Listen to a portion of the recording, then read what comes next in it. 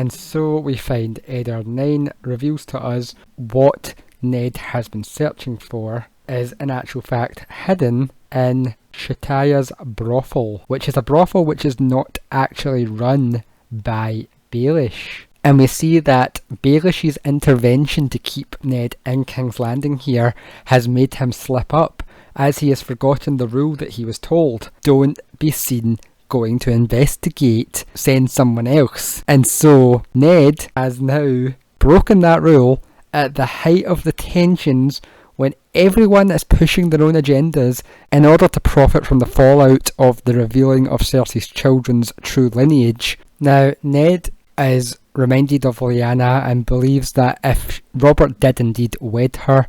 it was most likely that he would still have been the man he is and fathered so many bastards. We even get note here that Robert could never stay in one bed, and that love can't change a man's nature. And so when he reaches the brothel, he discovers baby Barra,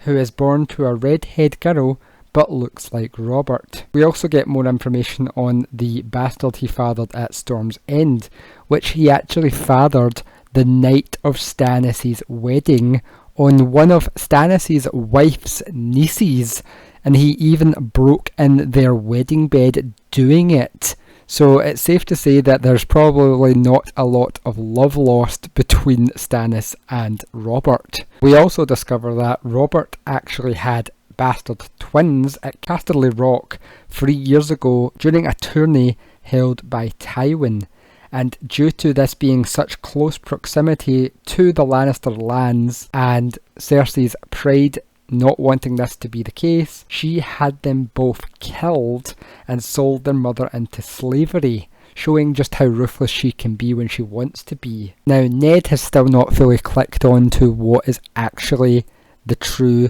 hint that Baelish is trying to give him here regarding all these bastards, and he seems to think that the great discovery that Aaron made was that Robert had so many bastards, which Baelish mocks him for and says, yeah, basically the sun will rise in the east, basically saying that Robert having bastards is as sure a thing as the sun rising every day. Now, it is interesting that during this conversation regarding Robert having so many bastards, we have had Lyanna brought up, and we have also have Rhaegar being brought up, and Ned even believes himself that Rhaegar was not one to go to brothels. Now, why would Ned be thinking of Rhaegar at this point in relation to a conversation discussing bastards, which featured Lyanna and his thoughts as well, unless we are meant to take from this that Rhaegar and Lyanna have had a bastard together, that bastard being Jon Snow. And the fact that Cersei could have 2 of Robert's bastards killed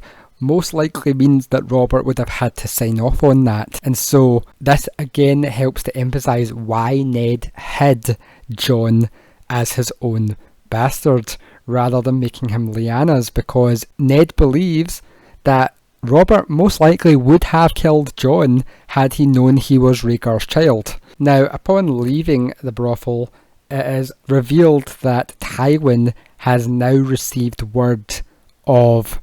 what happened to Tyrion and has sent word to Jaime in King's Landing as he ambushes Ned. Baelish flees the scene, claiming he's away to get help, but getting himself out of danger's way, obviously. And Jaime has Ned's men killed, including Jory, and then Ned ends up with his leg broken as Jaime instructs Ned to be kept alive. However, we do find that Baelish's plan has worked perfectly here. He most likely led Ned here in order to set up the ambush, in order to keep him in King's Landing and further stoke the war that he is brewing between the Starks and the Lannisters. As we see now, Ned and his injuries are then being treated by Pycelle, which further leads Ned to be unable to leave his bedchambers, and so he is trapped in King's Landing and cannot get his family out as he had been planning to do.